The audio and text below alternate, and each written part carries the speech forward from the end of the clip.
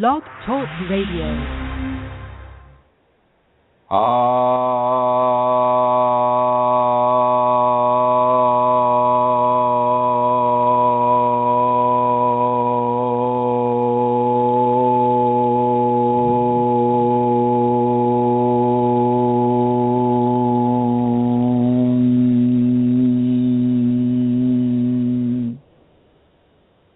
Hello everyone, this is Chrism, and I would like to invite you to a conversation about your Kundalini awakening experiences. And as usual, I want to welcome everybody in the archives and everybody in the chat room and everybody listening on their computer, their telephone, or on their landline. And I'm just going to dive right in. Here we go. Sacred contracts.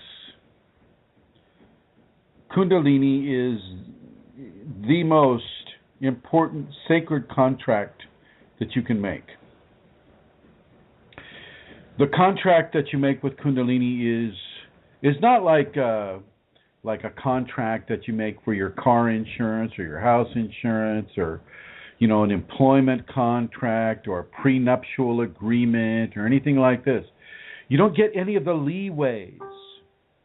You don't get any of the leeways that those opportunities give a person.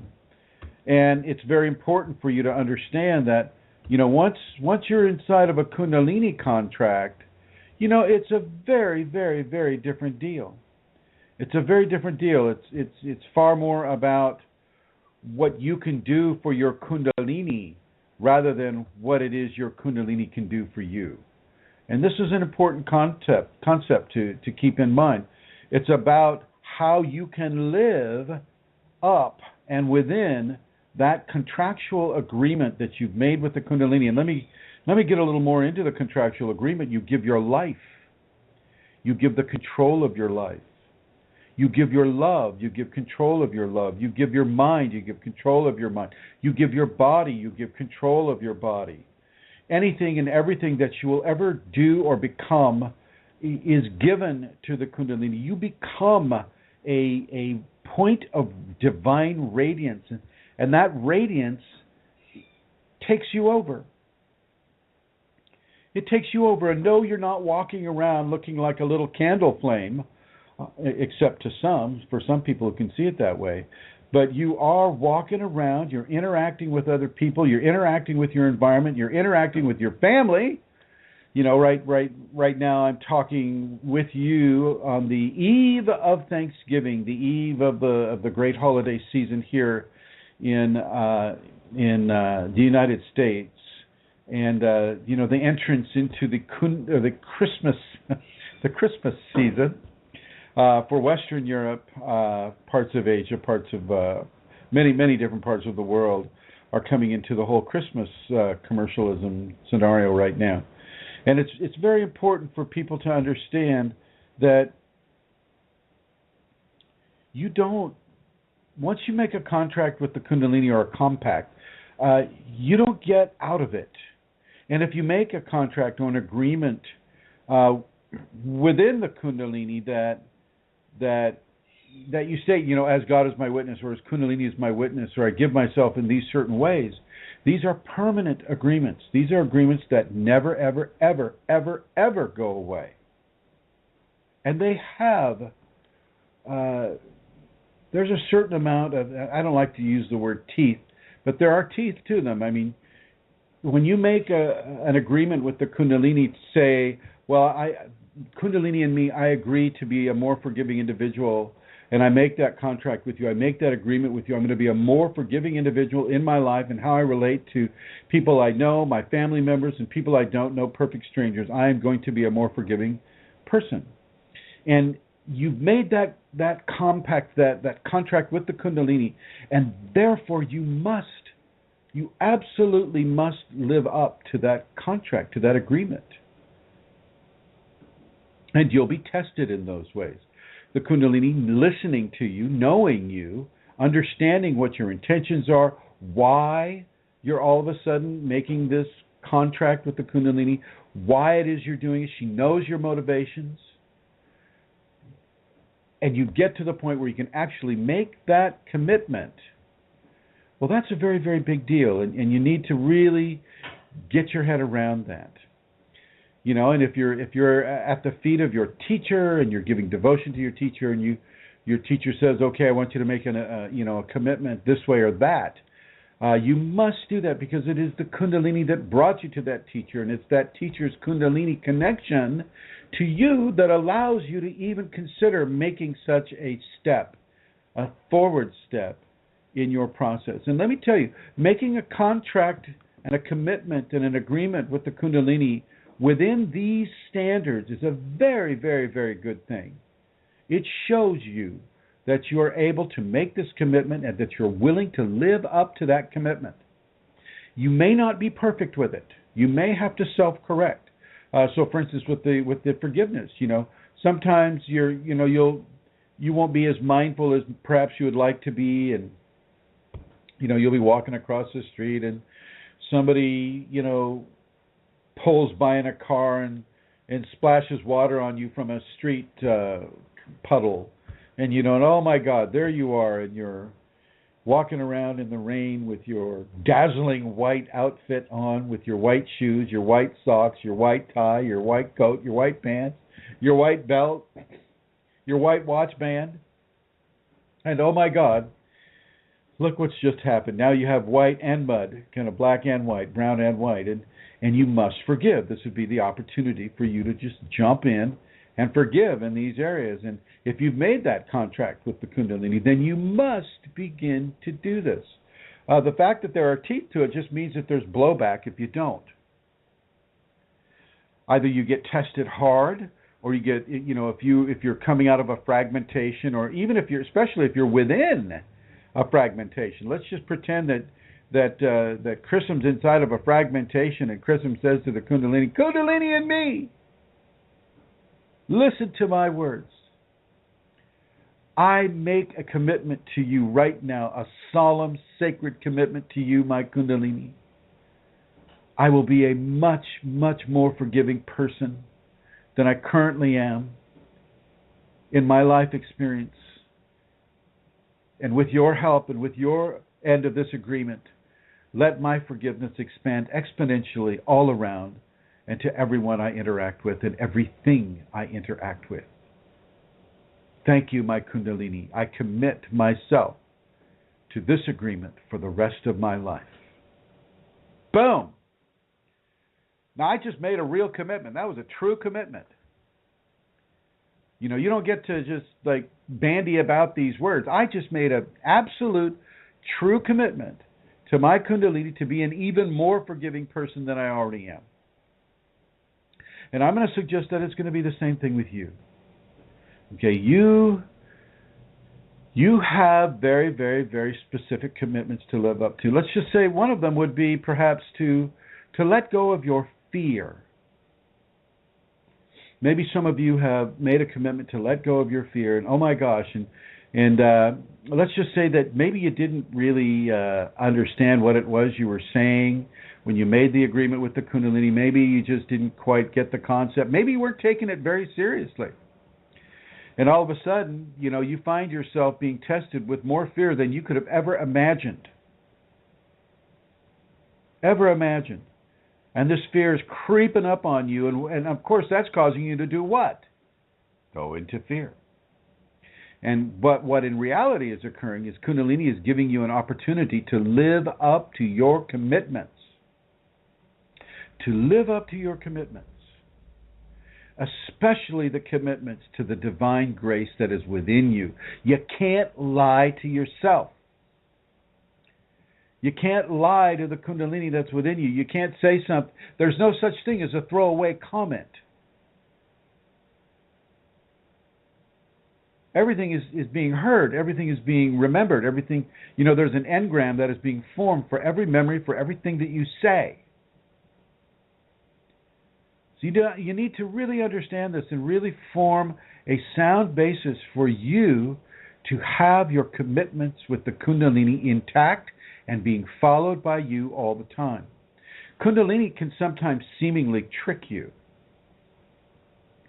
She'll trick you. Let's just say, for instance, a lot of people that have a flesh teacher, when they're in the resistance phase to the flesh teacher, they'll always want to go to the energetic Kundalini because they're not comfortable, giving themselves to the flesh teacher as much as, they would want to be at that point. And so they'll always want to go to the energetic Kundalini within them, which I think is fine, but I mean, for purposes of accepting a flesh teacher, well, you've got to go to the flesh teacher too. And so as you make that commitment to the energetic Kundalini, she's going to swing it right around, and she's going to have you make a commitment through the teacher, to that flesh teacher, because it's harder in the United States, in Western Europe, and other countries of the Western persuasion. It's harder for a person to give themselves to a flesh teacher than it is to an energetic teacher. And this may not be the case in Bangladesh or Ceylon or Indonesia or India or Pakistan or in the Tibetan areas and some of the other areas, where this is far more of a natural process. But in the West, OMG, that is a very, very, very difficult concept for people to get up to, and people are raised from infancy. Never bow to a man or another human being. Oh my God, never bow thine head to thine flesh outside of you.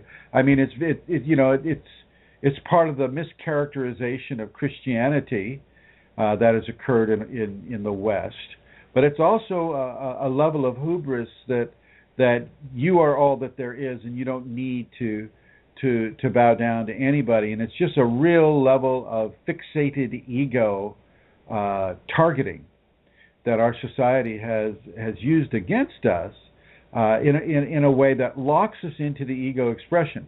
I remember in my younger years, I was closely associated with very, very, very high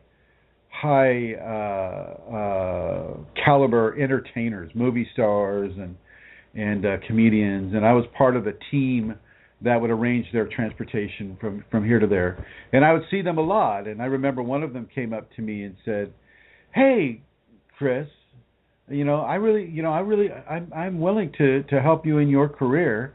You just let my manager know, you let my agents know, and they'll take you on."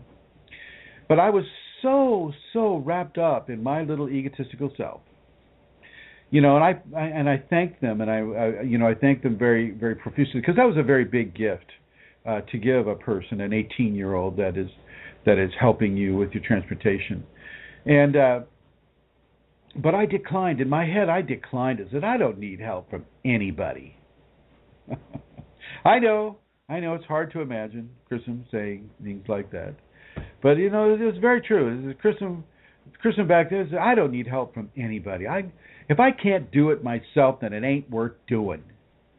Not realizing the stupidity of that statement or that thought, because we are all interconnected with each other. We're connected with the environment, the dirt, the trees, the leaves, the ocean, the air, the clouds, each other, the animals. We are all connected, and we all can bond together and begin to help each other. But that wasn't on my mind at the time. The only thing that was on my mind at the time was my ego corruption. And so it took me many, many years before I could understand how important it is to be able to trust a divine instruction, an instruction that tells you to get a flesh teacher and then to give to that flesh teacher the same way that you would give to the Kundalini energetic. Because one is causing the other, and the other is supporting the one that caused it. Clear as mud? So the thing is when you make these divine agreements and you make these divine communions in a way, because they're more than agreements. There's an energetic valuation to it. I mean, when you make that divine commitment 3 times, that's a trinity, and that's making the commitment within the Kundalini context. Now, I can just see some of you out there reaching for your commitment book and going, okay, Kundalini, I want $1 million for Christmas in my stocking from a secret Santa, and I want to be able to use that $1,000,000 and have the health and the time that I need in my life to be able to spend that money in the way that I want to spend it. And that becomes their commitment. It just becomes more of a prayer than anything, and a selfish prayer at that. Unless, of course, the person is going to use it for beneficial reasons, for the benefits of other people. What are you doing for that commitment? What are you doing for that prayer?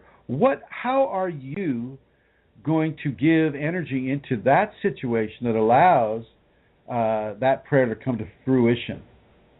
What are you going to do? Why do you think Divine is just going to sit there and go, oh, God, let me write that check? How does that help you?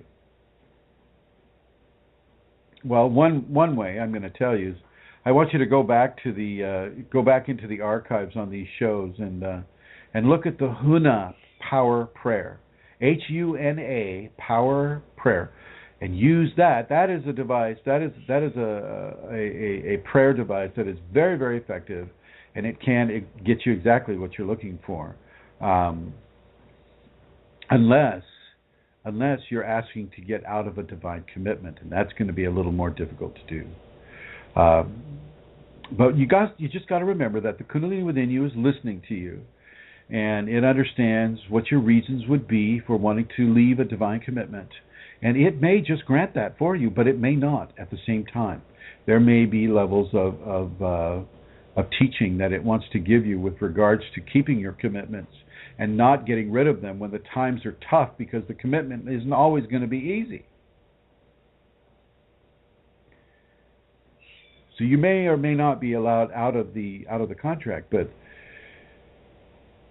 yeah, you'll have to just stick with it. I remember other aspects. Sometimes you want to be very, very careful about things that you handle, especially things of a metaphysical purpose. I went to a metaphysical conference in South Lake Tahoe one day, and there was this guy. This is like a big melange of people. Little booths of this or that and techniques here and there. And I walked up to this one guy, and he had these strange charts with all these sacred geometrical figures on them, and he says, here, this is what you do, and he had me trace my fingers around certain geometrical formations, and wham, I felt an energetic shift. And I thought, whoa, what was that? Well, I had just made a contract with a whole group of entities that were collecting human consciousness. And I was in the process of being entrapped by that group. And it took me a long time to get myself clear of that agreement. And so I want you to be very, very careful about what you touch, what you read, what you think, what you say. Be very, very mindful. If you have a Kundalini flesh teacher, then you have a lot less to worry about, because that person is controlled and ruled by the Kundalini, and therefore it is a flesh mouthpiece for that inner Kundalini divine. And so you have a lot less to be concerned with. But if you're just like at a psychic fair or things of that nature, be very, very, very careful what you participate in, especially when it has to do with your tactility and your ocular focus at the same time. Don't make the mistake I made. I got out of it. Eventually, I got out of it, but it took me a while. It was fairly traumatic because, all of a sudden you're in an area that you don't understand. You don't know what's going on. You don't know what the rules are. And, it took me a while to find out that I had to get passionately angry at this entity and do some fairly, shall we say, have some strong conversations, not all of them verbal, with this entity before the entity got the understanding that I wasn't going to play that game. And all of you can do this too. You don't have to, you don't have to have this Kundalini for 26 years. You can have it as long as you've had it at this point. But you got to realize that, enough is enough with entity stuff sometimes, and you just begin. You get into a mindset where you're going to thrash them. I had the same thing happen to me with the incubi and the succubi. They kept coming on wanting to harvest sexually, like they always do. That's their food. they're like mosquitoes, and they land on you and they try to to do what they're going to do. And I told them 3 times to stop it, 3 separate nights. The 4th time they did it, I was allowed to instantly transport myself to where they were on the astral and to give them a different kind of an understanding. Okay, and this is in agreement with the Kundalini within me. I am allowed to do this because I've given myself to Kundalini, and I've given myself body, mind, soul, spirit to that inner divine, and that inner divine will allow me to make certain mistakes, that I may learn certain lessons that will allow me to help others not make the same mistakes. Okay, that's been part of my contract with the Kundalini. My contract or agreement with the Kunalini is fairly open-ended. She gets to kind of do anything she wants. Anything he wants as well. Let's not leave out the sacred male. You get to a certain point and it's not just Shakti anymore. It's Shakti and Shiva. It's sacred male and sacred female calling the shots through your one body. And that's something that you really want to also begin to understand. And when you start feeling the heat coming through consistently, well, you know that you have the fingerprint of the sacred male upon you. When you make these contracts and these commitments and these agreements, you want to be very, very, very trusting. It's good to take a chance. It's good to take a chance within the Kundalini because that forms a stronger bond of trust within the Kundalini. So it's very, very good to make these contracts and these commitments. Just make sure that you follow up on them. Don't make the commitment and say, oh, well, today it's going to rain and, I haven't, I got dog shit on my shoes and I got to clean that up and, I don't have time to do what I committed to do to the Kundalini. That is not what you want to do. There is never an excuse not to fulfill the commitment to the Kundalini because she is working 24/7. He is working 24/7 to fulfill that commitment to you and more. Because there are divine commitments that you don't even know about. There are commitments that you made before you even took the body.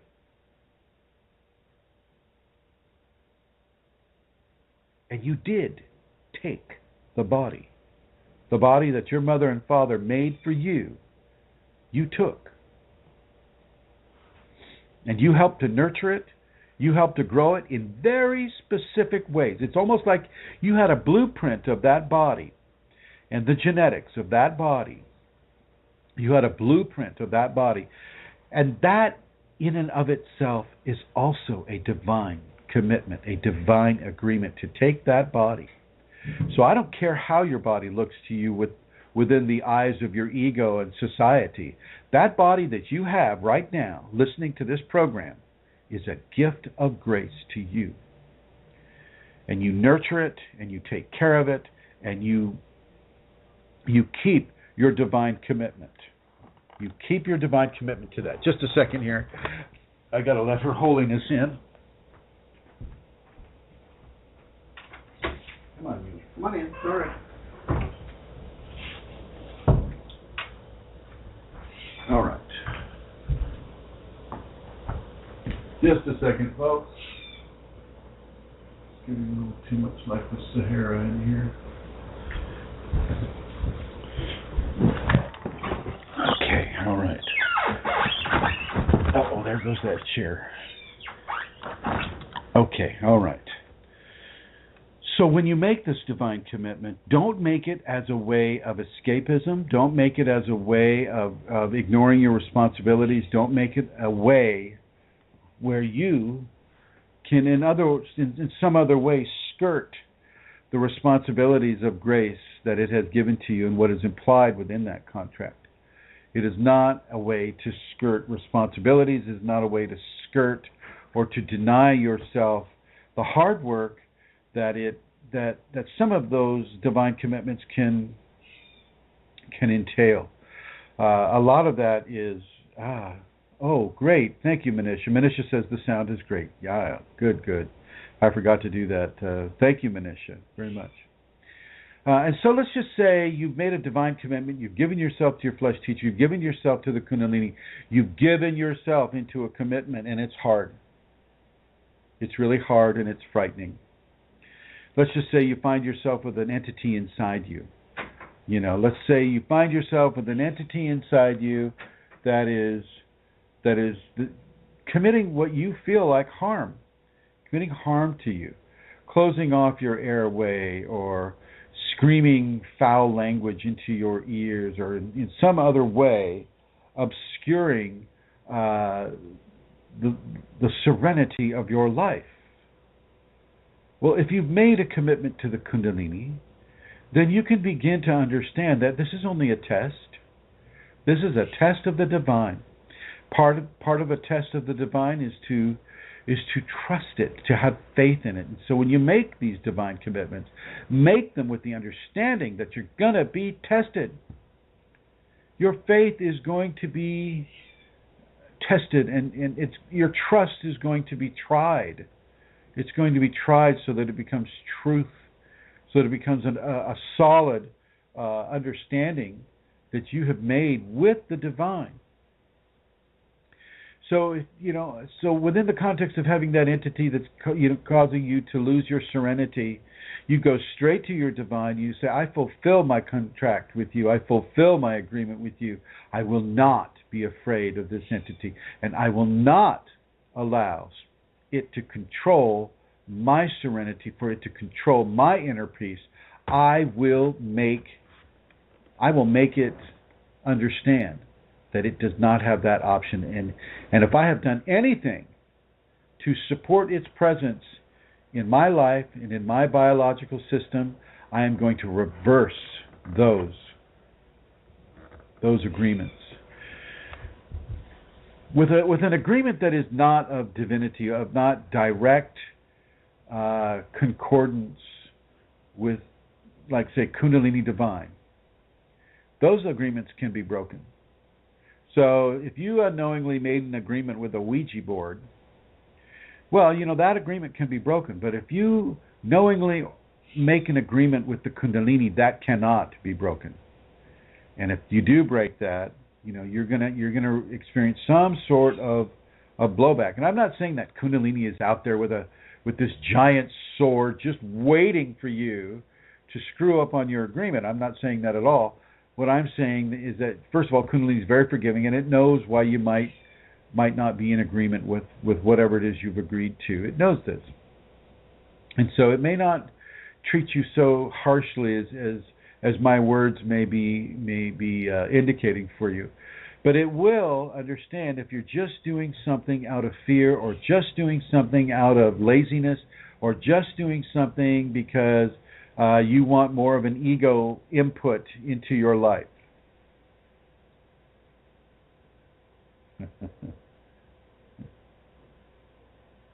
Tika, stop that. Leave Lasha alone. I've got a wolf and a cat here. Both creatures of Kundalini. And they're friendly. It's amazing. Talk about agreements. But, so if you have any questions about sacred agreements with the Kundalini, give us a call. We have a New York City area code 347, prefix 934, and then 0026. That's 347-934-0026. And we welcome all your calls, and Her Holiness Amelia Centaura will be there to pick up the phone. And and if you have some sort of an idea of giving us a little sex thing, and fooling us, because we don't get that 5-second delay here, put it on the shelf. I mean, geez Louise, get a control of your gonads, please. And if you need to, if that's what gets you off, go to another show and get yourself off that way. Right now, we have some very important things to discuss, and I want to, I don't want people to call in if they're just like, doing that type of thing. So within the understandings of a contract with the Kundalini, you must live up to your end of it. You must live up to your end of it, and you must trust the reason why it has been even offered to you. And you must trust. If your Kundalini teacher has told you to do that, your flesh teacher, then you must trust that your flesh teacher has your best interests at heart. And to really, really, really dive deep and go into that trust. And as I've said before in many of the other programs, in order to build trust and to build faith, you can't know the answers. Otherwise, you don't need to have trust or faith. So you must trust. You must trust. And this is, for those of us that have been hurt, for those of us that have been, damaged by giving our love to the wrong people, or giving our trust to the wrong person, company, or situation, and we've been damaged by that, well, I can totally understand your reticence.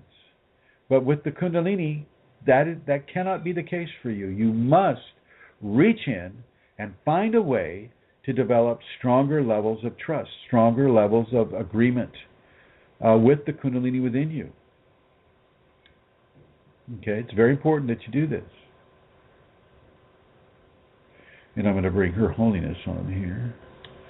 Run, Amelia, run, and you're on. Hello. Running. Hi, Chrism. Hi, everybody. Good to be here. And how are you, my dear? I am very well, thank you. Thank you indeed. Yeah. So, have you made a contract with the Kundalini?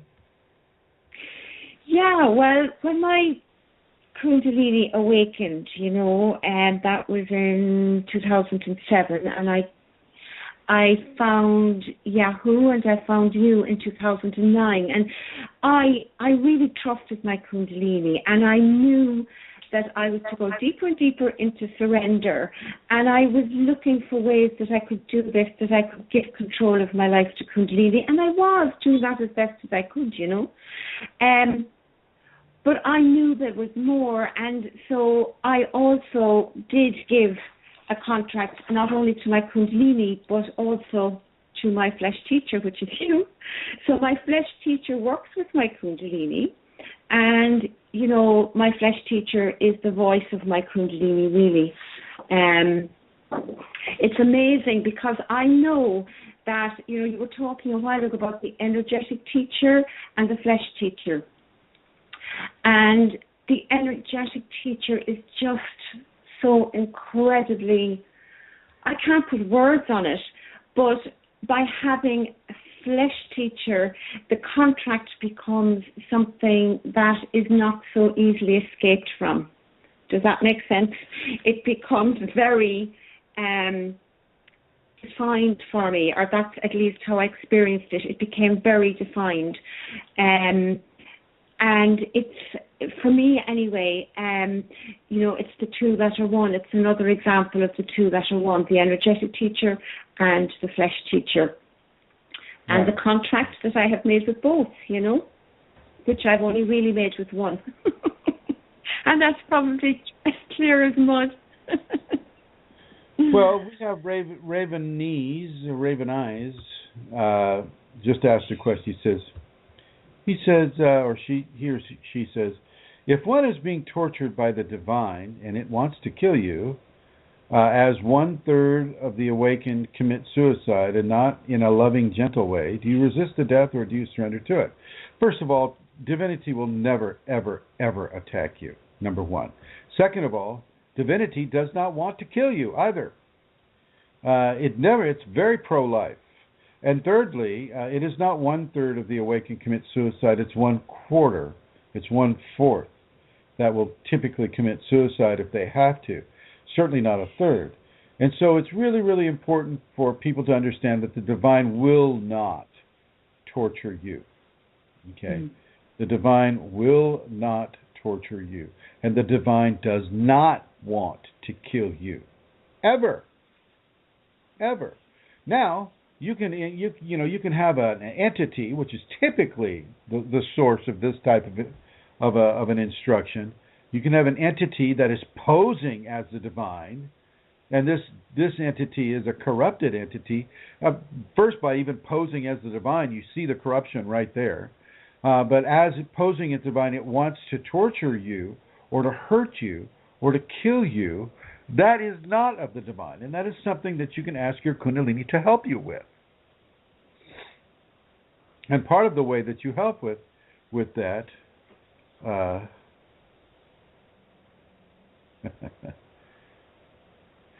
of the way they help you with that is by giving you challenges, giving you, say, an embedded entity. And a lot of people have an embedded entity that came to them by virtue of the Kundalini.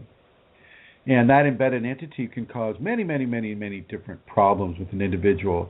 One person is having the throat artificially closed, and that makes it very difficult to sleep. And so you have to really begin to trust the Kundalini and not that entity when it comes to this type of a scenario, because you're being deprived of sleep. You're being put into sleep depth, which is another way of saying that you're being placed into an altered state so that you can kick that thing out of you. Kick that demon right out of you. Okay? But you have to go into an altered state in many ways in order to even have that done.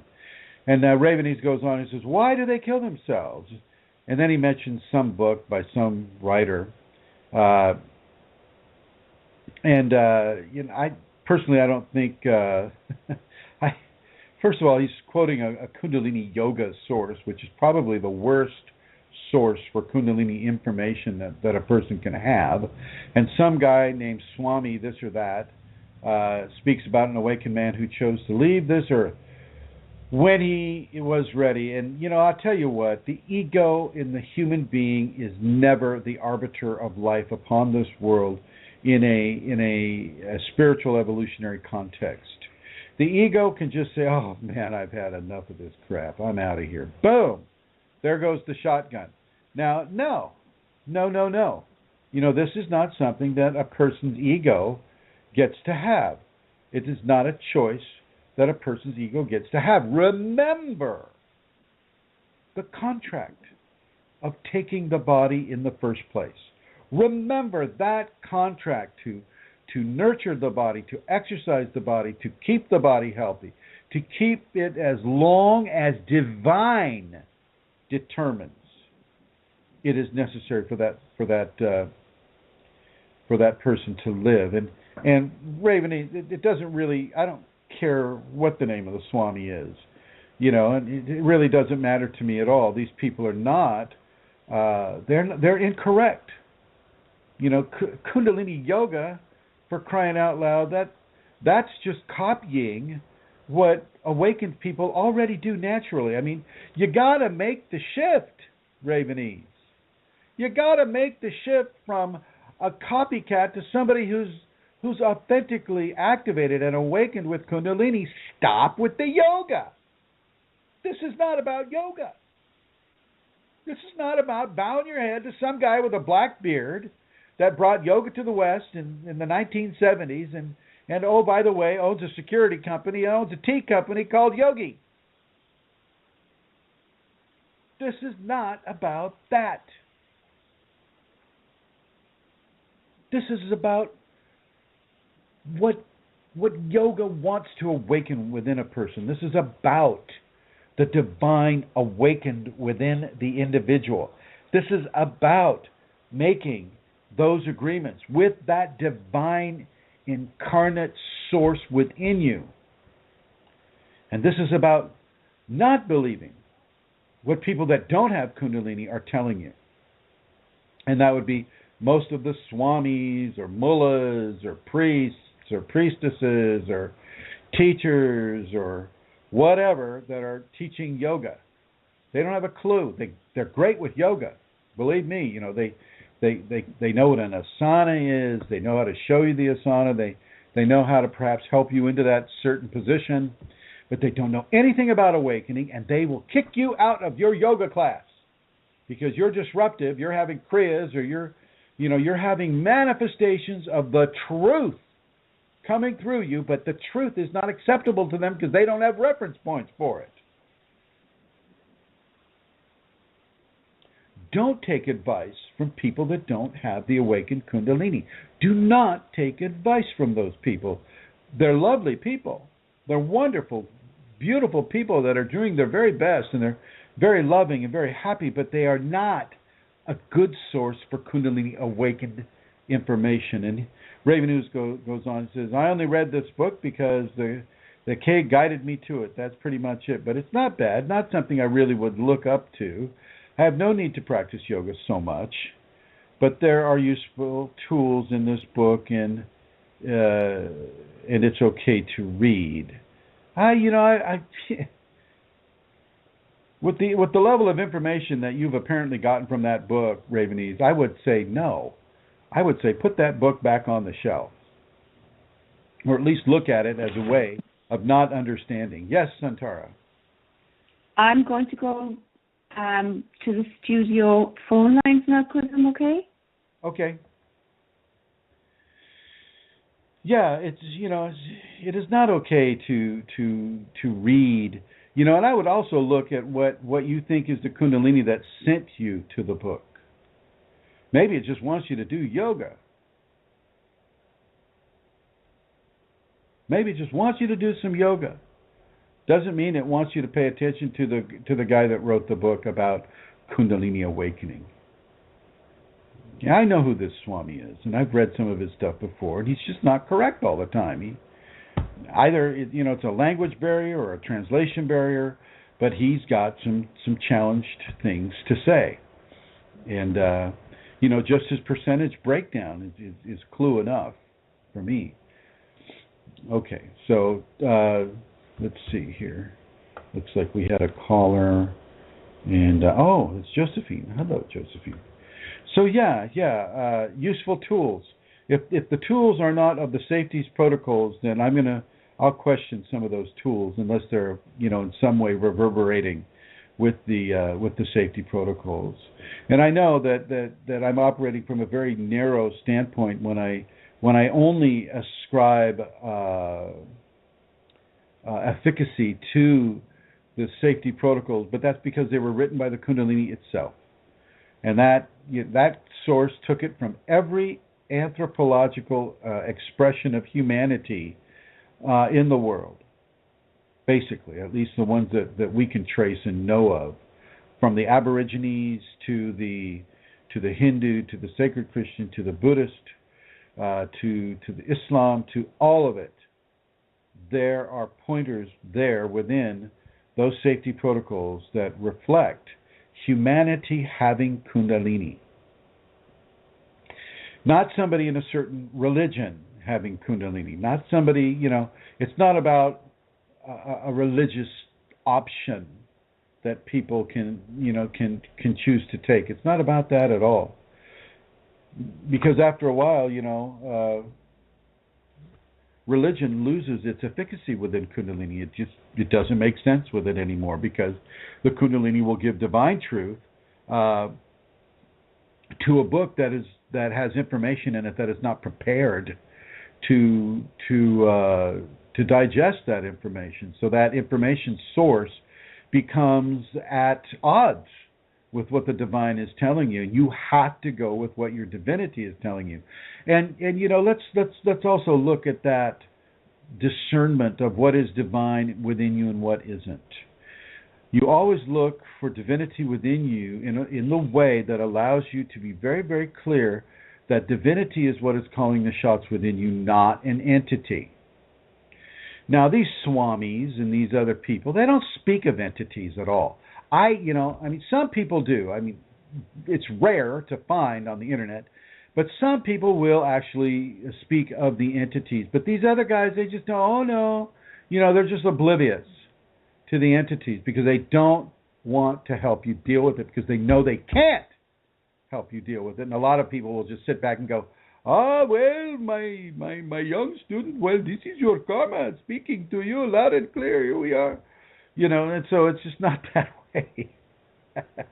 It's like that was kind of a low-riding Swami imitation. I think the low-rider came through a little bit there, which is a Mexican gangbanger to some degree. So I don't know where that came from. So when you're determining, whether it's the divine grace that's speaking through you or an entity, you just got to look at the actions it takes upon your body. Is it choking you? Is it yelling at you? Is it screaming at you? Is it cussing at you? Is it telling you to hurt yourself? Is it telling you to hurt other people? Is it telling you to commit a crime? Is it telling you to be helpful and kind and considerate? And what is it doing? And if it's following noble behaviors, then I think you have a good case for looking at that within a divine context. But don't be so much in a hurry. Test it out. Vet, V-E-T, vet that source. Watch to see how it proves itself as good or not good. And then make your choice on what you think is occurring with you. And if it's not occurring with you, say, if it's causing you to have great levels of fear and great levels of concern, then go to the Kundalini and ask the Kundalini to help you with this entity. And you will actually be given ideas and understandings that will help you help yourself within that entity context. But if you don't trust yourself, if you don't trust the Kundalini, well, you have to, you're going to have to try to do that in some way, somewhere. But if you don't, go straight to the safety protocols and use those protocols as a way of determining the value of that source within you. If it tells you to stop the safeties, then it's not the divine source within you. If it encourages you to do the safeties in a way that is helpful not only for yourself but for other people, for the environment, for animals, then you have a greater indication that this is a divine source, and you can give greater levels of trust within it. Okay. And remember, these are all communications that will form as contracts. You don't just get to ask the Kundalini free. You have to put yourself in a position where you are also responsible. You are also responsible for how you are, what you are, where you are, what you're doing, what you're not doing. You don't get to escape that simply because you're asking the Kundalini for help. You still have to make your own choices, or you have to make choices that you're guided to make by the Kundalini. And that will typically have a degree of difficulty with it. You'll have a degree of difficulty when the divine says, Chrism, I want you to deal with this entity inside you. Go to the safety protocols and practice those safety protocols. All the while, this entity is trying to choke you to death or scare you to pieces. It's going to be challenging. And it's supposed to be challenging. And a lot of you, if you've gone into a belief that, anything of a metaphysical value, well, that must be God. That must be grace. Oh, look, I was able to move the pencil without touching it. That must be God. That must be grace. I tell you what, that is not the case. Just because something's able to manifest, phenomena upon the physical world does not make it a bastion of grace. Get out of that thinking. That's a very, very unfortunate way to think, because entities can reach into the physical environment. They can dominate a person so much that they will make that person paint his face like a clown, have him collect as many weapons as he can collect, and go into a theater and shoot people up. Possession is possession, folks. That means you don't get to make any more choices. You are being controlled. And you are the one that's going to pay for whatever erroneous choices are being made through you. This is why I tell people not to do the channeling, not to do the mediumship, not to do Reiki, not to do any of these things that put yourself in the harm's way of becoming possessed by an entity.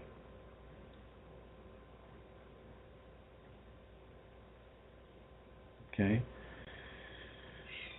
And let's see here.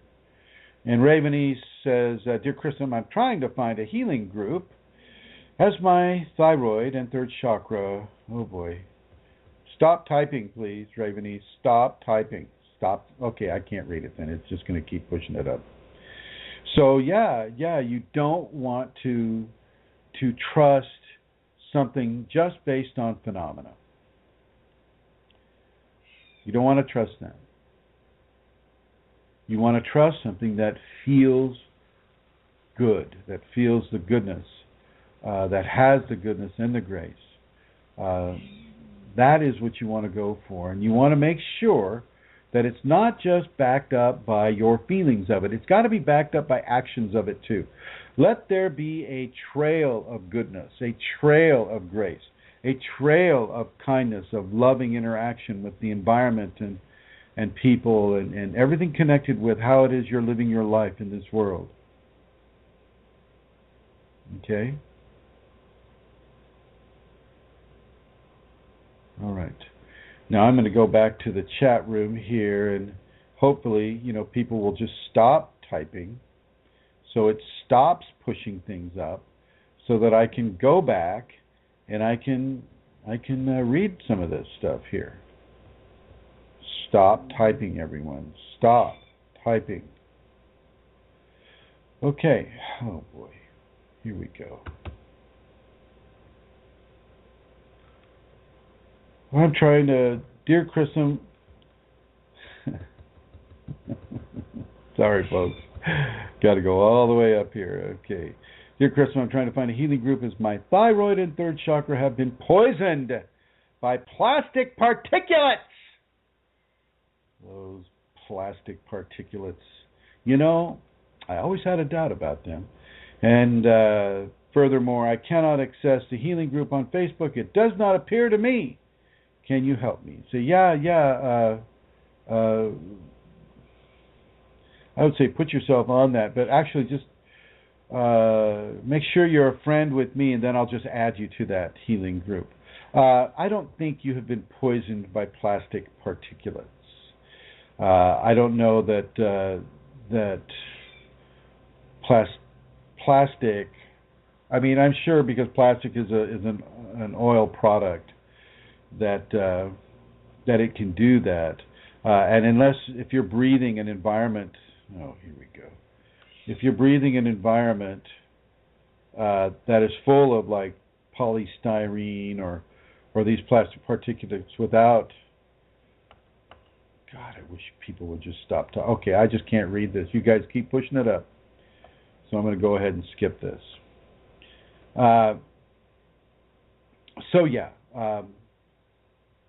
When you make these agreements with the Kundalini, and let's talk about healing agreements too. You want to be healed in a certain way. And so you make an agreement that if the Kundalini helps you heal in a certain way, then you will do this, this, or that. Make sure you do this, this, or that.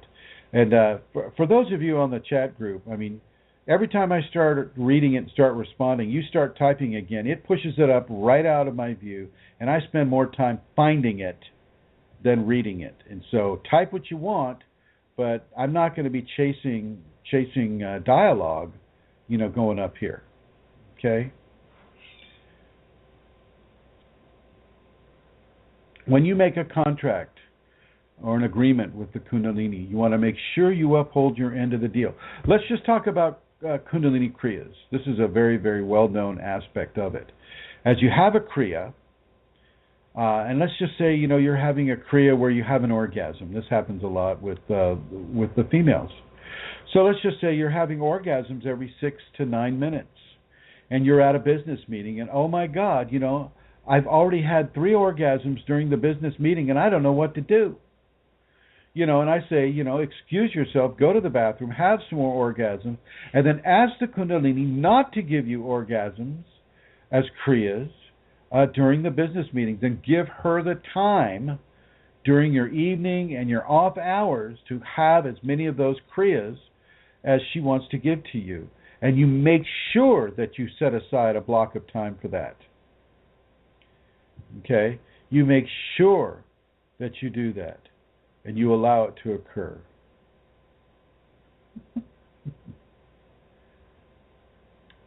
Oh, jeez. I'm reading Ravenese again. Oh, my God.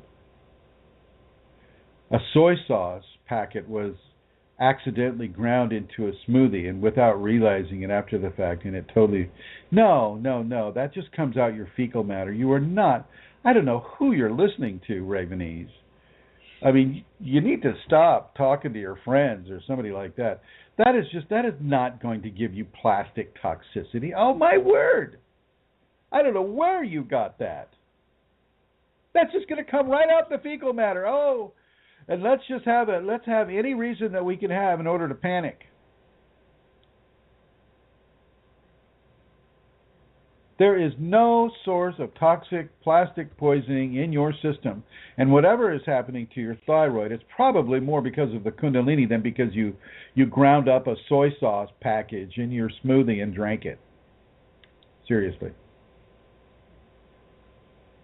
Kundalini will have a definitive effect upon the thyroid. Make no mistake. And your third chakra really isn't about the thyroid, so I don't know where you're getting that. No, I mean I think that you're perfectly safe, Ravenese. I think that you could grind 3 of those packets up into your smoothie and drink it. It's just going to come out the fecal waste. I'm not going to suggest it, because those packages have a lot of salt in them. You don't need all that salt. But anyway, okay, so there you have it. If you want to think that it affected both, then go for it. That is your option. I'm looking at you and I'm not seeing it's affected either one. But if that's the way you want it to be, then of course I'm not going to be able to dissuade you. Okay. Sometimes people, make self-fulfilling prophecies, and this is common. This is not uncommon here. Just the idea that you ate a soy sauce packet, and with the knowledge that you swallowed that down, and then you go online and you go, oh, plastic toxicity, blah blah blah. Oh my God, it's like, oh God, psychosomatically, you can put yourself in bed with the inability to get out of bed. So yeah, this is fully within your control. And it's in the control of a person's fear choices. Do you choose to take the fear choice? Or do you choose to take, shall we say, the alimentary canal choice, where it just comes out the fecal matter and it goes into the sewage system and off you go, happy as a clam? Okay, so yeah. A lot of our choices with the Kunalini depends upon what level of fear we are encountering. And I'm going to suggest that you stop with the fear as best you can within the process that you're in right now. Choose to trust the Kundalini. Choose to trust that what you have is Kundalini based upon your verification. Based upon your verification. And I remember I told you, you verify it by testing it against the safeties. If it is in any way corrupting to you or corrupting to anybody else in any way, shape, or form, then you start looking the other way, walking away from that expression within you, which brings you right to the crucible of reversal. You start operating within the crucible of reversal, and you give yourself to that crucible, 100%. Which is basically a reversal of anything. So if you have that entity that's choking you off, well, you begin to visualize a clear esophagus, a clear airway all the time. You begin to manifest that upon yourself. Quit looking outside and start looking inside and start making some changes. Start taking the bull by the horns, as they say out here in the West. You take the bull by the horns and you start becoming proactive with your physiological, psychological health care. You start making a proactive strategy that allows you to have perfect health and perfect clarity of thought and perfect trust for your Kundalini. You take that and you do that.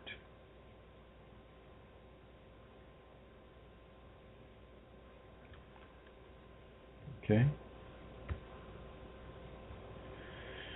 All right. Now let's see. It's 59, so I'm going to give the microphone, so to speak, to Her Holiness, the Queen of Questionable Comforts, Santara Kundalini. Hello, Santara. Yoo!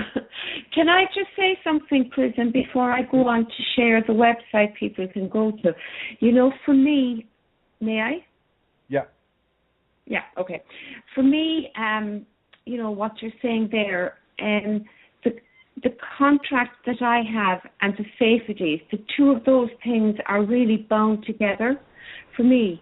Like when I made this contract with my Kundalini to, you know, surrender everything, the safeties became part of that as well. They're hardly separate.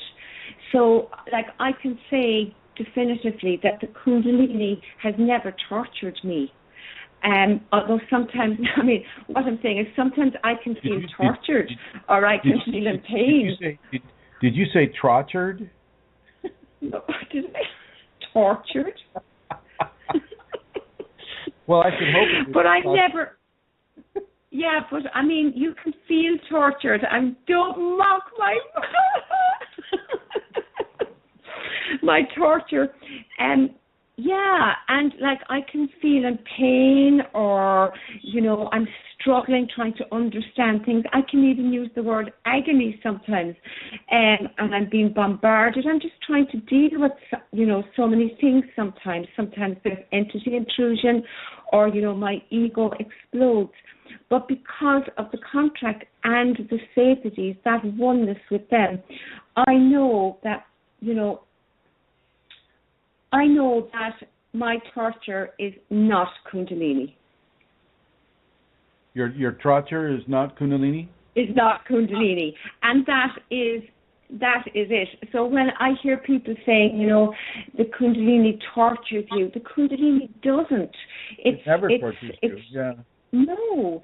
And so if you know that it's not the Kundalini, and if the safeties and your contract are together, you know, that you're rooted then, and you can focus on that, and you know, you realize that you're being offered choices by the Kundalini, that you're being tested by the Kundalini, and also really being taught, am I pronouncing that right, by the Kundalini? So yeah, I mean, the safeties are hugely important for me anyway, and I mean, they're crucial to what you teach as well. They are.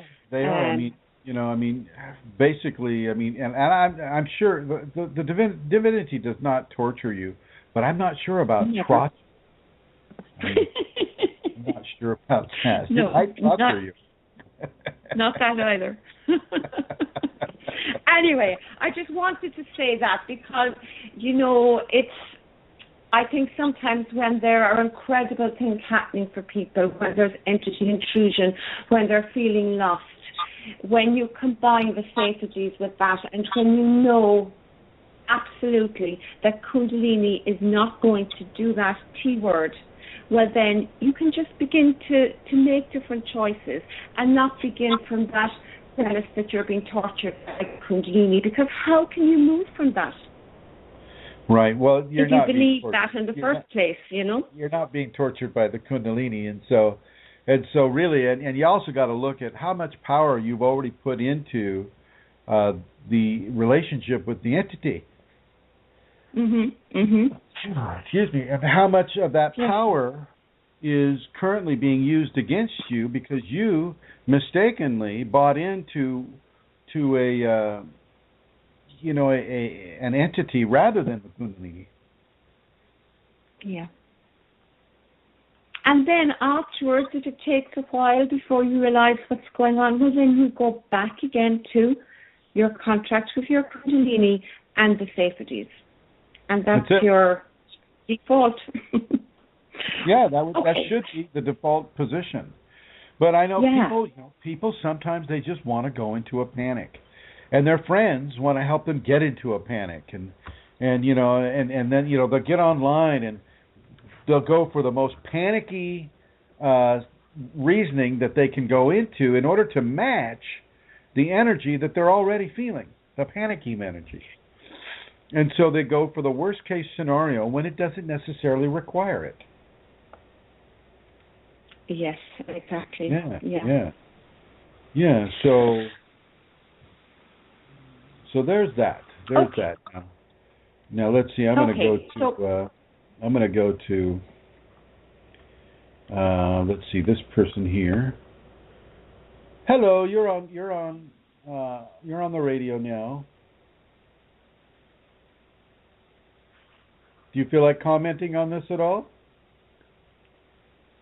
This would be 347-761-9249. Okay, maybe not. And let's go over to Joey. Joey. Hello. Yeah. How are you, Joey? I am just great, and I'm a little floored by this talk of difficulties.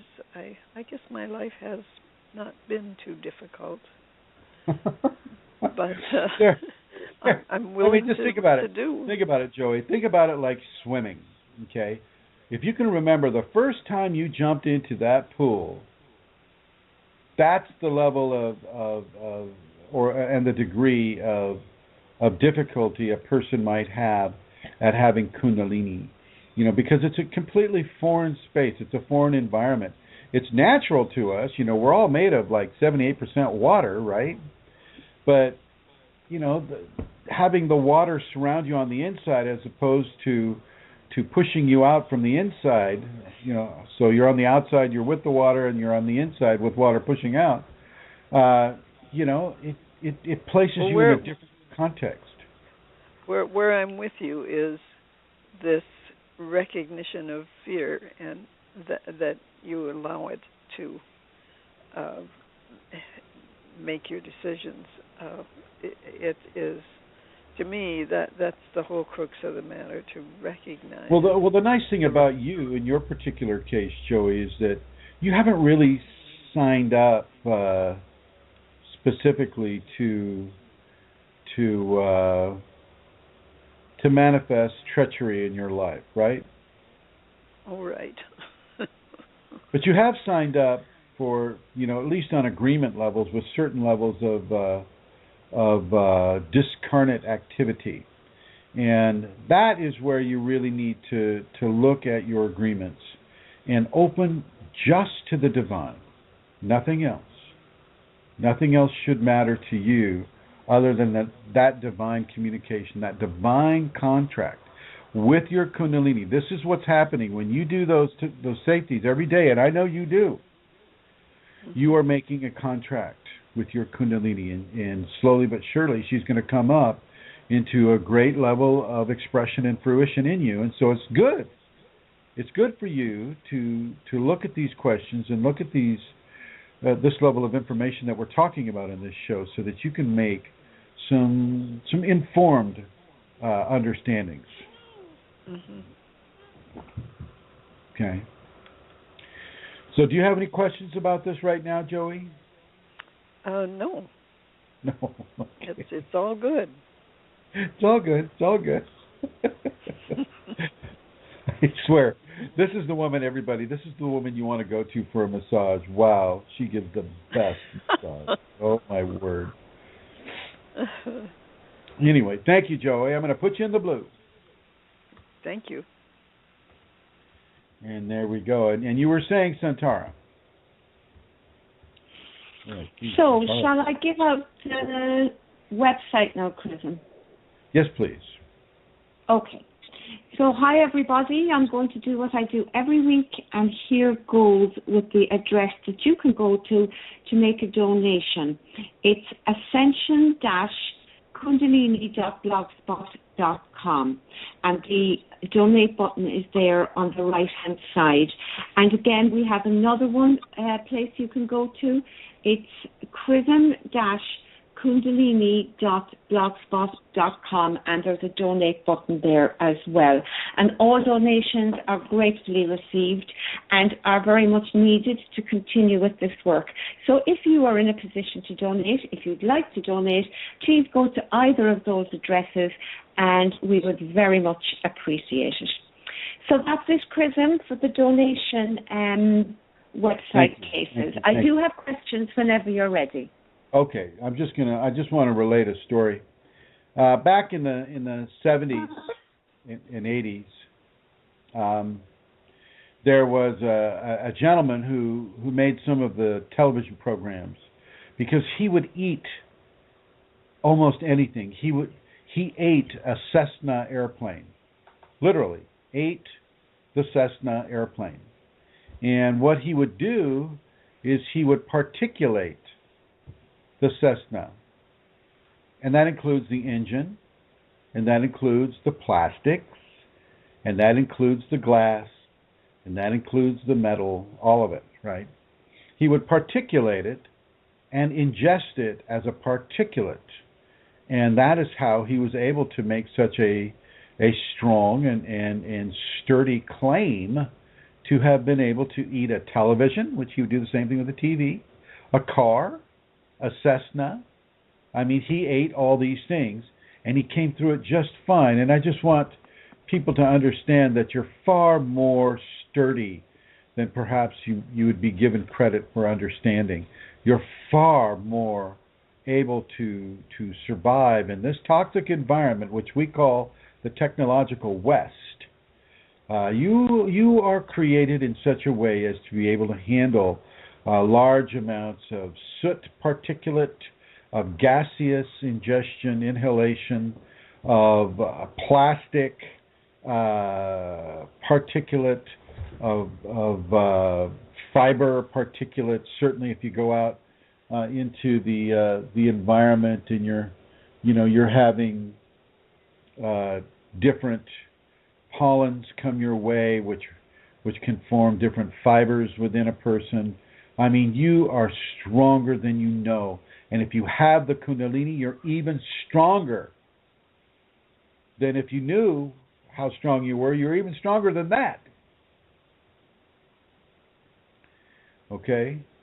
So understand that. And don't have fear that is unnecessary. Fear really just tends to get in the way. It just tends to gum up a lot of the works for you. And I want you to really begin to release your fear. Tika, stop that. Release your fear and allow yourself to have a greater level of serenity over the fear. Okay. So, okay, let's see. Santara. Yes. Oh, stand up. So Ravenese is also saying, I feel so sick now. It's unbelievable. Perhaps it's just the Kundalini manifesting this. Well, yeah. Definitely start breathing some fresh air. Get some water in your system. Get some watermelon in your system. If you're having caffeine, definitely stop the caffeine. Realize that when the Kundalini comes up and hits the adrenal glands, you're going to have every reason in the world to fear everything that is in the world. Because that's the whole point.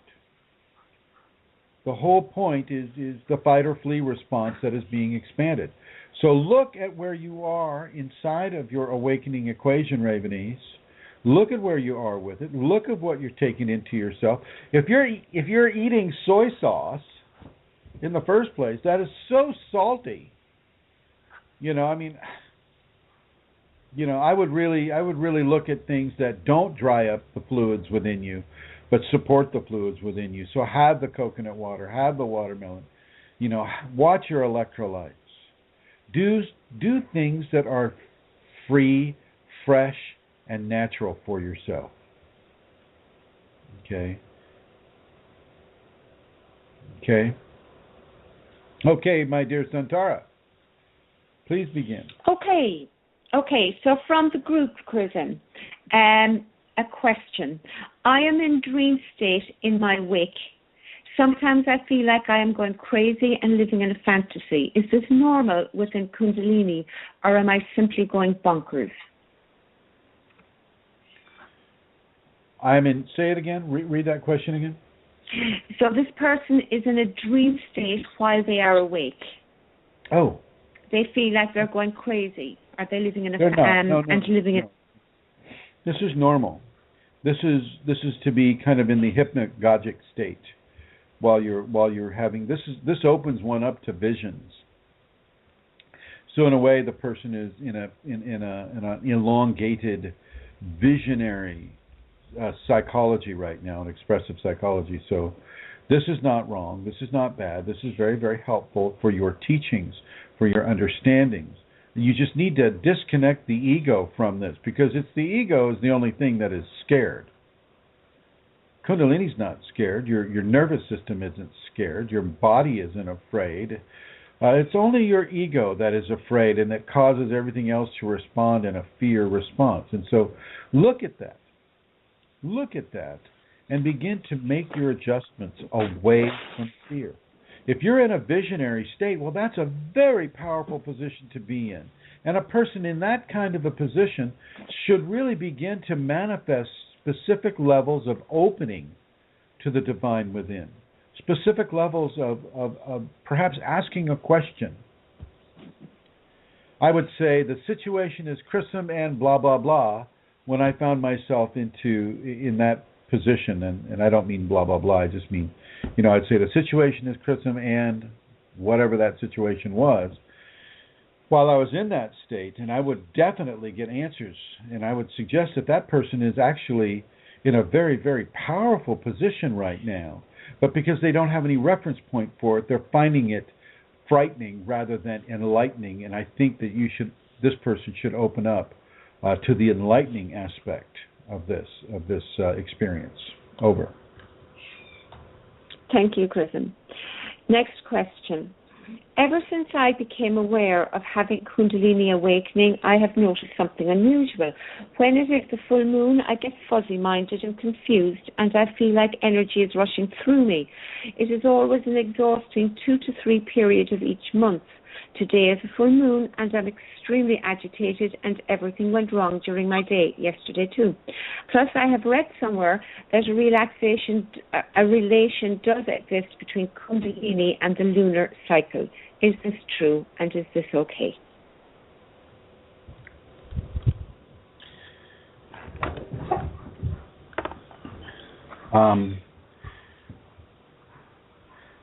It is and it isn't. I mean, Kundalini is like the tides, but it is not the tides, but it can partake of the expression of the tides.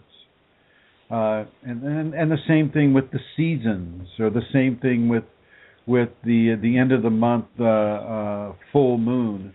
A person can have levels of interaction, but I mean, are we talking about a male or a female here? If that person is having menstruation, well, some of that can also play into the equation as well. And so, without knowing that, I just want to put that out there, because once again, the PMSing and the different levels of psychology that a person can have affect them, will also go with that. The full moon is, of course, the sacred feminine.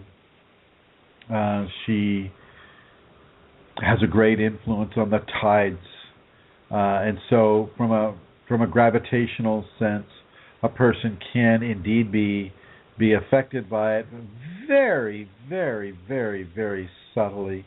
I think there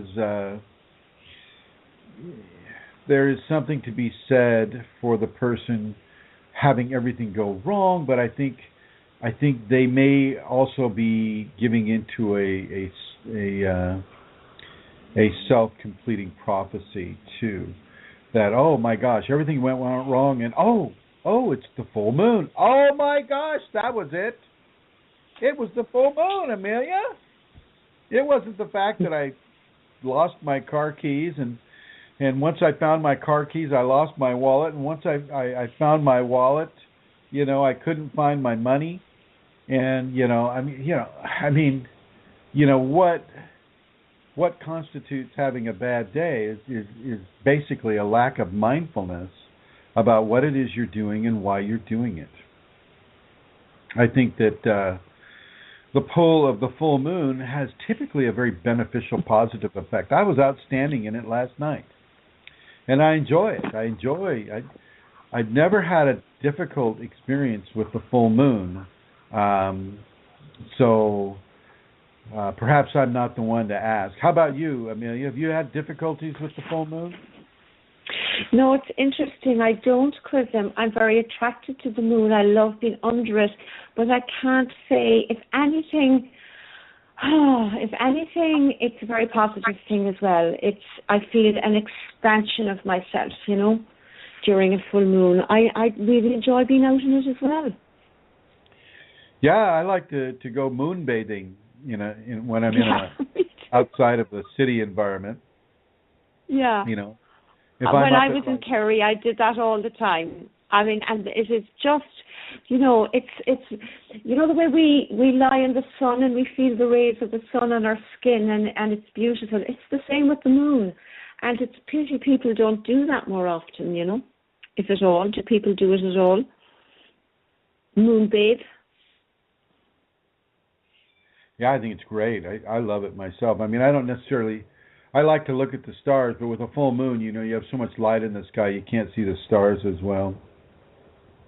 But, I've never had a problem with the moon, and I would be loath to apply a problem with the moon inside of a Kundalini context. I just don't see it happening that way. I think that is probably a self-fulfilling prophecy that the person and the person's ego linked up to a specific planetary event and is using that as a way of finding some sort of reference point. I know other people have that issue. And to answer Ravenese, who's asking again, Ravenese asks, is it a common phenomenon to feel an energetic arch of powerful energy when the tongue is placed upon the roof of the mouth, which may feel like 10,000 volts of energy and induced lingual kriyas? Yes, that is common. That is a common event, and that is why you place that tongue up there. Otherwise, that 10,000 volt happens on your tongue tip, and that's how you get a tongue tip burn. So good for you for placing it up there. And go ahead and continue, Santara. I am waiting. Okay. A few years back, I would pray for a friend that would get possessed by evil forces.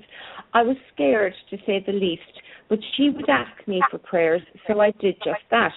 Well, one evening as I walked to the next room, I had this weird sensation. I felt my body light, floating, and everything around me seemed to have a life of its own. Everything was moving in slow motion. I felt my world as seeing it like a third person. It's hard to describe. A few moments later, everything went back to normal, and I wonder to this day what happened. Could you speak about that, please?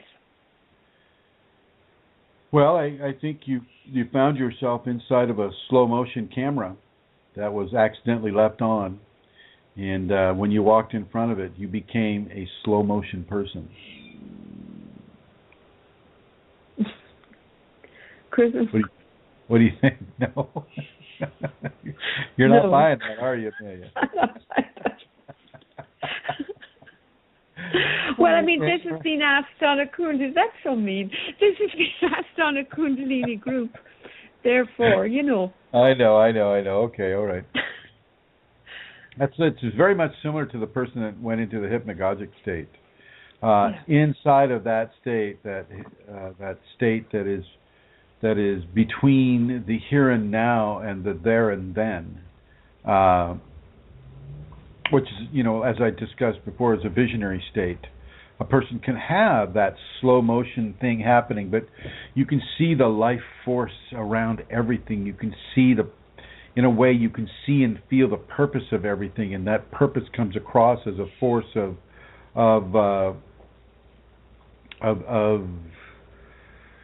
how do you say it?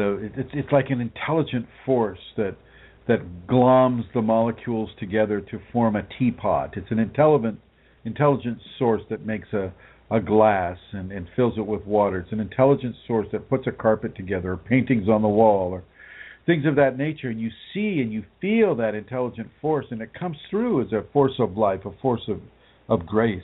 And you can indeed feel that, and it will just as suddenly subside. Just as suddenly subside.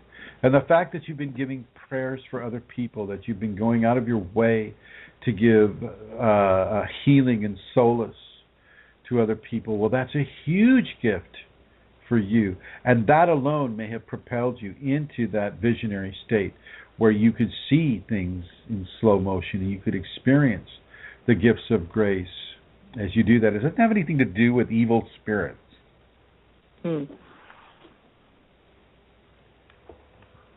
Okay. Yeah, I was wondering that actually, the association, that maybe the person was concerned about that. He or she are also, making that association. And before we continue, Ravenese comes back and is saying, okay, these lingual kriyas often advocate my death, oddly enough. Kriyas are not advocating anything. Where are you getting the idea that the kriya is advocating your death? This is amazing. These are entities, Ravenese. You are possessed by entities, and you do not listen to what they say. Once again, as I said earlier in this program, if anything is advocating your death or advocating harm to you or advocating corruption towards you, don't believe it.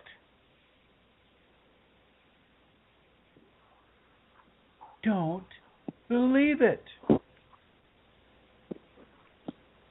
And don't believe that the Kundalini is reversed. Don't believe it's a devil. Don't believe... Oh, my God. You seem to be taking huge steps backward. Oh, okay. Don't you listen to anything that they say, Ravenese. Nothing. Okay, you've got entities.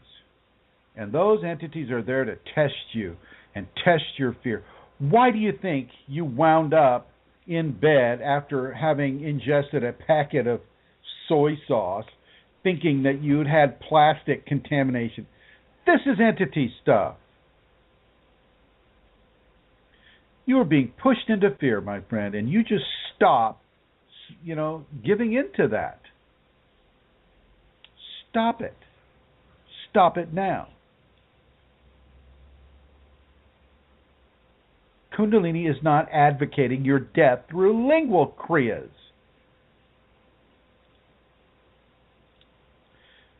Kundalini isn't reversed. There's no such thing. It's like saying a circle is reversed. Well, a circle isn't reversed because there is no beginning, there is no end. I mean, my word. All right. Now, I apologize. I think I'm being a little rough on you. But you're entering into Kundalini syndrome land, Ravenese. This is where you're going.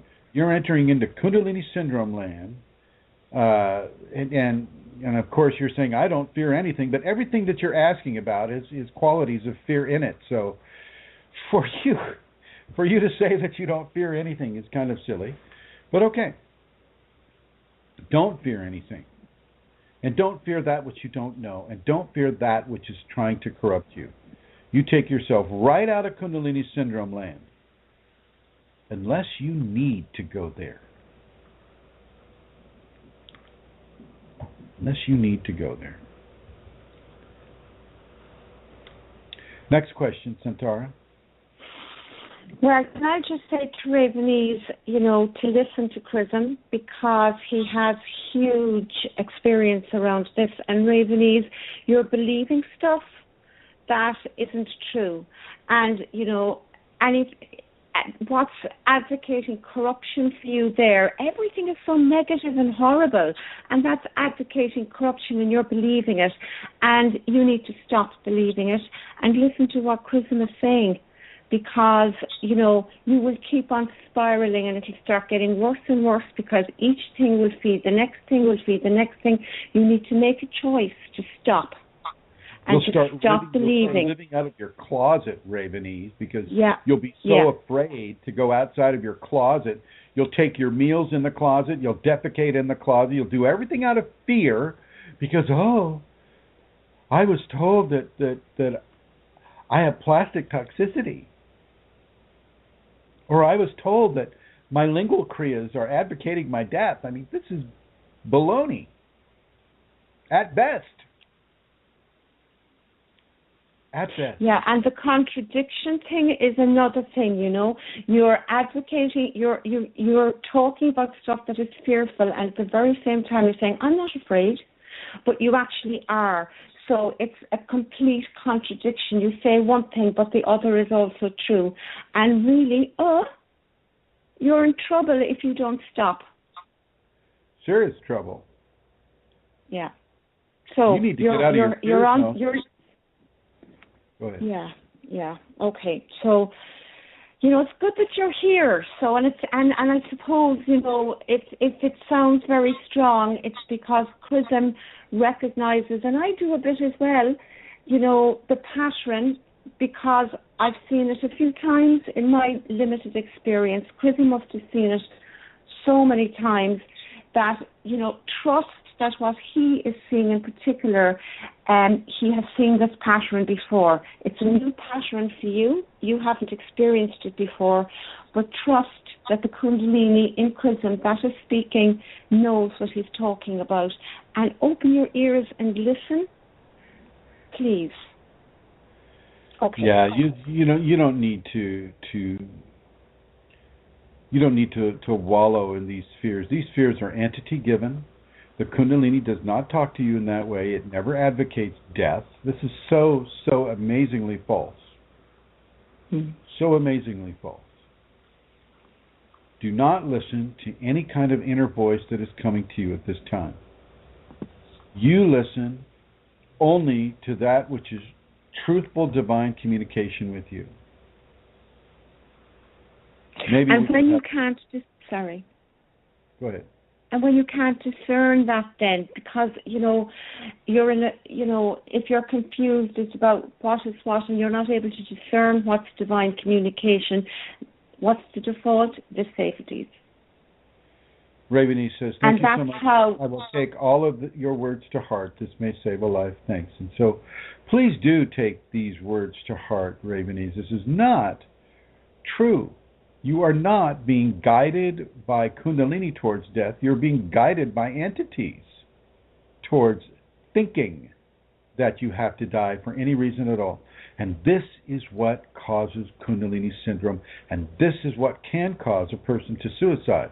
So you stay away from those erroneous advices that are being given to you.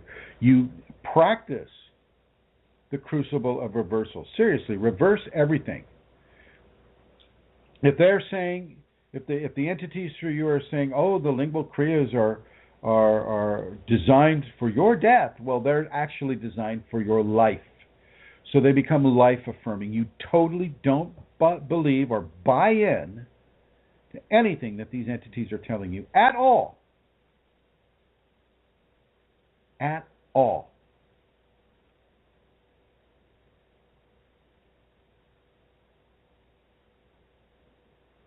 Go ahead, Centaur. Okay, so there's a question. It's a long question, so I'll read it slowly. It was sent privately. So this lady says, I have a question about a dream I had some hours ago, right before waking up. The dream was mostly nonsense, but one sequence stood out.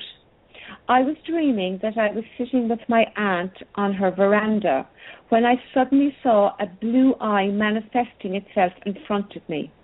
The next second, my aunt screamed because there were a lot of spiders crawling up her feet, and she tried panically to brush them away. So that was the dream. Now, in real life, My aunt has cancer, and naturally I've prayed for her healing. She also has nerve damage due to cancer treatment, and she is using a wheelchair while outside. And on top of that, she has type 1 diabetes. Anyway, a couple of weeks ago, she told me that when she was sitting with a friend, her hair got lifted up from her head. She felt it, and her friend saw it. Then she screamed, and the hair fell down, and a black shadow-like ball fell down in front of her onto the floor, also witnessed by the friend. Now, because of the dream, is the Kundalini trying to tell me something about this? Has it something to do with my prayer of healing? Or am I just thinking so much of Kundalini these days that my nonsense dreams are integrating Kundalini into it?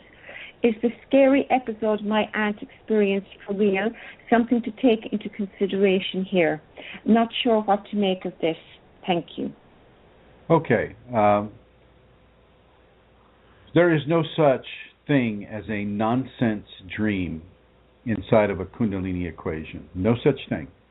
And so for her to just casually brush that off is to basically wipe out a whole level of teaching, wisdom, and information that they are being offered. And so this is very important understanding for her to not do. Just because it doesn't make sense to her ego mind doesn't mean that it doesn't make sense within a Kundalini continuum. The spiders are telling her that her aunt is in the hands of the divine. She is fully enmeshed in a spider web of the divine. She is being held by the divine. She's also being assisted in a way of letting go of negativity by the divine, that black shadow coming out of her. And interesting how it landed on the floor, because they're not really gravitationally oriented. But I think it was placed upon the floor as a form of taking it into the ground so that the earth could metabolize that negativity. So I think that, yes, your prayer is very powerful, and keep giving your prayer to your aunt. The blue eye that happened at the beginning of the dream, right before the spiders, is an indication of Kundalini being present in this scenario. And the spiders are the very, very, very next step of validation that the Kundalini is indeed involved with her health, and with her stability upon this world. So, and longevity for this world as well. And so she is in the hands of the divine. You continue your prayer. You need to understand there's no such thing as nonsense in a dream state while a person is inside of Kundalini. It is just waiting to be interpreted, and you need to let go of your judgment of what you consider is nonsense and what isn't. Many things within a Kundalini context would not make sense to a person that does not have the Kundalini. And if this person is still looking at Kundalini phenomena, or certainly the dream state phenomena, as nonsensical because they don't understand it, well, then maybe it's time they stop looking at it with the expectation of it making logical, linear sense. Kundalini often doesn't make logical or linear sense, regardless. Over. Okay. Thank you, Chrism. Next question. I was wondering if medication interferes with the Kundalini process. I've been taking antipsychotics and antidepressants for a year now. I tried quitting my medication 3 days ago, and the results were not good. If meds freeze the process, then I have to figure out a way to stop taking them. If the healing still continues while I'm on them, then I can take them.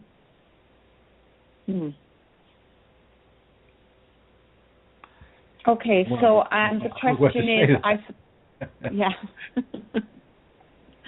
the question is, I suppose,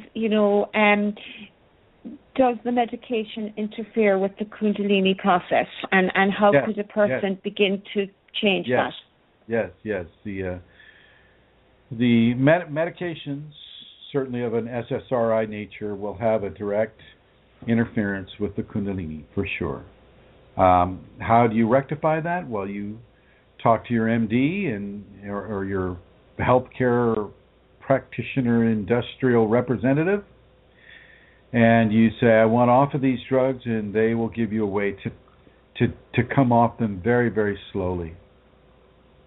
It's not like you've been taking aspirin for a week and you can just stop taking aspirin. A lot of these drugs are designed to take over the person, to facilitate specific levels of chemical bondage that the person cannot operate very clearly or mindfully without that drug. And so when you take yourself off of them, cold turkey, well, you're not going to be able to manage your life very well. It can be very dangerous. It can be very hurtful. And so you must talk with your industrial healthcare representative and determine a way to what they call titrate off of these drugs in a very slow and controlled manner. Over. Okay, thank you, Chrism. Actually, the next question you've answered really. It was how to differentiate a Kundalini dream from a non-Kundalini normal dream. So I suppose you answered that really, didn't you, with the last question? Okay. So Moving on. I'm tap dancing, 1 minute. So the last question, I think. Oh no, there was another dream question actually. I had a dream in which I was late to take my exam. After some time in another dream, I was trying to write in my exam and I could not write. And last night in my dream, I could not find the pencil, the eraser, or the sharpener to take my exam. Could you please give me any idea of the meaning of this dream, these exam dreams? Say again? The whole lot? Yep. Okay. Right. I had a dream in which I was late to take my exam. After some time in another dream, I was trying to write my exam and I could not write. And last night in my dream, I could not find the pencil, the eraser, or the sharpener to take my exam. Could you give me any idea of the meaning of these exam dreams?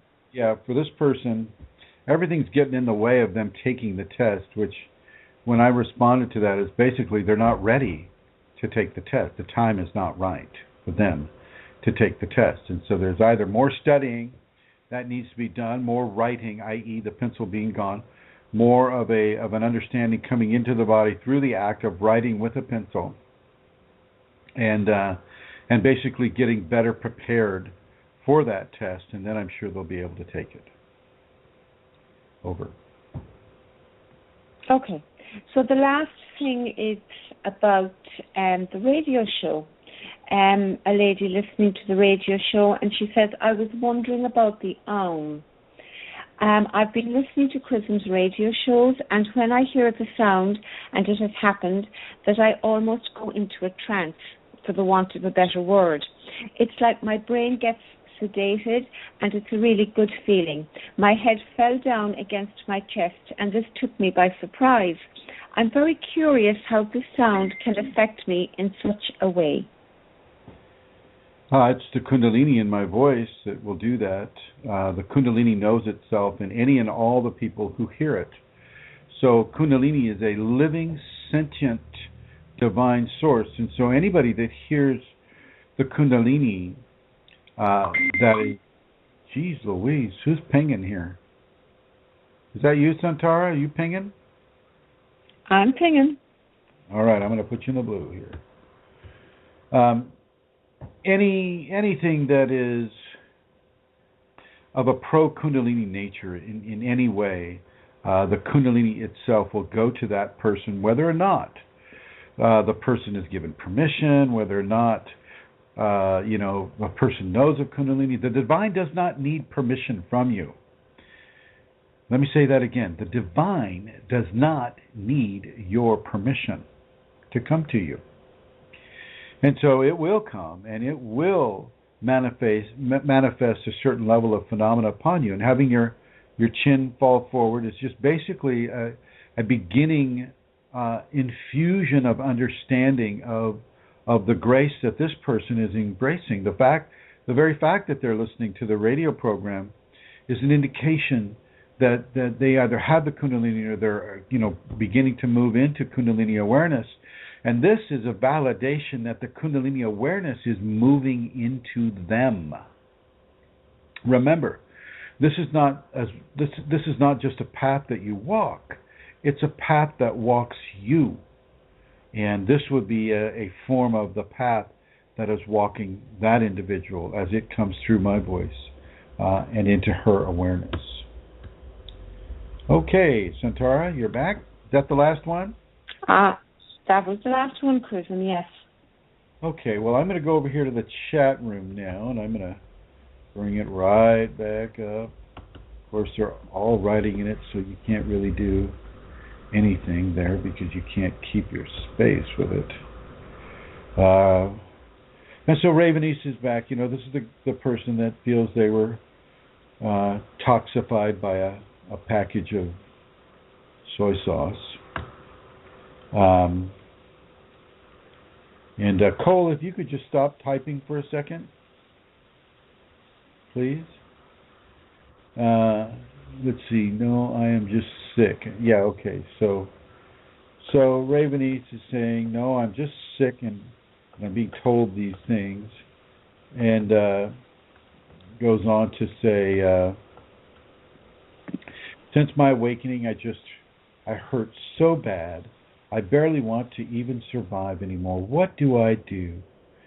Well, the first thing I want you to do, Ravenese, is I really want you to take a deep breath, and I want you to begin to understand that the voices that you've been hearing, the intuition that you've been receiving is incorrect.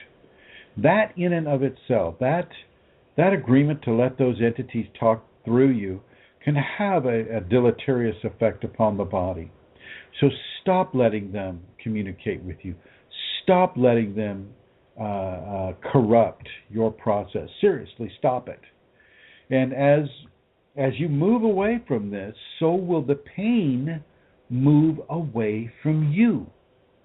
The pain you've invited in because you've invited something that would corrupt your process in such a way that you would feel like you'd even want to take your life. You say, barely want to even survive anymore. What do I do? Well, you stop believing the information source that up to this point you've been believing. And what I would do if I were you, Ravenese, is I'd stay off of the internet. You're being given to go to all the wrong websites. You're being guided to go into Kundalini syndrome where you could take your life. So you stay off the internet except for perhaps going into the safeties and looking at that. Okay? Trust your Kundalini. Don't trust the entities. And Cole is saying, he says, oh no, this isn't him. So this is another person. This is Mr. Max. Mr. Max is saying that they only have they've made a contract with an entity, and that they only have so much time in the day to reverse this contract. In the periods in between that I need to rest, I would like to be free of as much fear during these times so my progress does not get impeded for this purpose. Well, that's the choice. That's your choice, Max. You choose how much fear you allow to get into your equation. You choose this. And let me tell you, if you let those entities take an inch and they will take a mile. And so you need to be very, very, very careful about what it is you're believing and why. If you have a flesh teacher, you just go for the flesh teacher. And don't go to the flesh teacher just because you're having a scary night. Find a backbone and face those fears. It's not going to be easy. It's not going to be easy. But the more you do it, the easier it gets. Max continues. He says, I was considering buying a breathing device that can breathe for me during these times, only so I do not fall backwards. I have seen how fear takes hold and really stops the gears turning. Well, you're absolutely right. You're absolutely right. And Max continues, it's very sapping, even if I do not buy into it. And he continues, I was given this idea when praying to his flesh teacher's picture. I also understand that it may be an entity offering this suggestion, but I've tested it with a person with a straw and a family member blowing into my nose, and it seems to work. Max, I was given that same vision for you.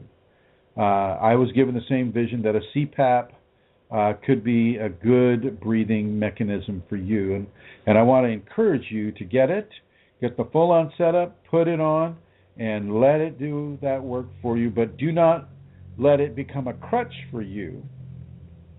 Let it assist you, but you still must do the hard work to get that entity out of your throat and to open that airway, from a more authentic standpoint. Okay. So I'm not sure what that face means, but okay.